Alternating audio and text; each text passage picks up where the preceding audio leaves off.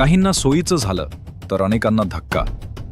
61 गट आणि 122 गणांचे आरक्षण जाहीर. बीड जिल्हा परिषद गट आणि पंचायत समिती गणाचे आरक्षण काढण्यात आले. यामध्ये काही ठिकाणी स्थानिक राजकीय पुढाऱ्यांना धक्का बसला तर काहींना सोयीचं झालं. काल दुपारी 1 वाजता जिल्हाधिकारी कार्यालयाच्या नियोजन विभागाच्या इमारतीत जिल्हा परिषद गटाचे आरक्षण काढण्यात आले, तर तालुका पातळीवरील पंचायत समिती गणाचे आरक्षण जाहीर करण्यात आले. आरक्षण सोडत जाहीर झाल्यानंतर ग्रामीण भागातील पुढारी कालपासूनच कामाला लागले आहेत. पाहुयात ग्राफिकच्या माध्यमातून. कोण होणार बीड जिल्हा परिषदेचा अध्यक्ष? कशी होणार बीड जिल्हा परिषदेची निवडणूक?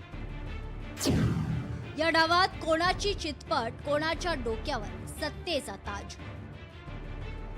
राष्ट्रवादी विरुद्ध भाजप हा संघर्षच पाहायला मिळालाय.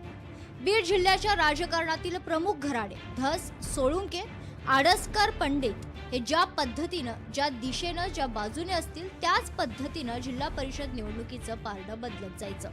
त्यामुळे पक्षाच्या पलीकडे जाऊन स्थानिक आघाड्या हा विषय फार महत्वाचा होत आलाय. 2000 फार बदल झालाय. राष्ट्रवादी आणि शिवसेनेचे 2 गट झालेत. त्यामुळे भाजप आणि धनंजय मुंडे यांच्यातील जवळीक अशी सगळी राजकीय गणितं पाहायला मिळणार आहेत.